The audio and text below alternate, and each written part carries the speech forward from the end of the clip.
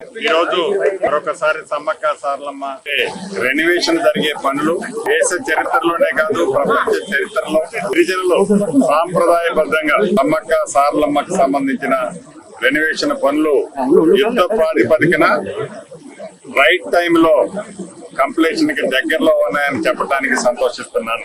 ఈ నెల 20వ తారీఖు లోపు గౌరవ ముఖ్యమంత్రి రేవంత్ రెడ్డి గారు ఒక రోజు ముందే ఇక్కడికి వచ్చి నైట్ హాల్ట్ ఇక్కడ చేసి తెల్లవారి ఉదయం ఈ పునరుద్ధరణ పనులు ఏవైతే జరిగాయో వాటిని ప్రారంభించుకునే కార్యక్రమాన్ని కూడా చేపట్టబోతున్నామని చెప్పటానికి సమ్మక్క సారలమ్మ భక్తులందరికీ శుభవార్తగా తెలియజేస్తున్నాను.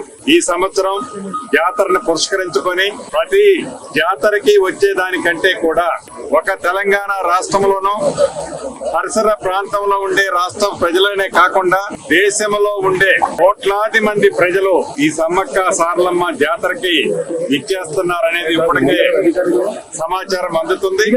దానికి తగ్గట్టుగా పెద్ద ఎత్తున అన్ని ఏర్పాట్లు కూడా చేయటం జరుగుతుంది.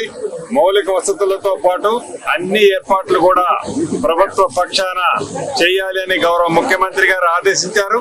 స్థానిక శాసనసభ్యురాలు సోదరిమణి సీతక్క గారు నిత్యము ఇక్కడే ఉండి పర్యవేక్షిస్తూ పనుల్ని వడివడిగా రైట్ టైంలో కంప్లీట్ చేయడానికి కృషి చేస్తున్నారు. తప్పకుండా ఆ అమ్మవార్ల దయతో ఈ కార్యక్రమం, ఎందుకంటే మేము ఛాలెంజ్ గా ఈ ప్రభుత్వం చేపట్టింది, తక్కువ టైంలో రాతితో ఒక 200 సంవత్సరాల వరకు చెక్కు చెదరకుండా ఉండే విధంగా ఈ కార్యక్రమాన్ని చేపట్టింది మొదలు ఎలా పూర్తి చేయాలని అధికారులు కానీ మా సహచర మంత్రులు కానీ ప్రజాప్రతినిధులు కానీ మీడియా మిత్రులు కూడా ఎప్పుడు కోఆపరేట్ చేస్తూనే ఉన్నారు. పాజిటివ్ గా కంప్లీషన్ కోసం సహకరిస్తున్న ప్రతి ఒక్కరికి మరొక్కసారి అభినందనలు, కృతజ్ఞతలు.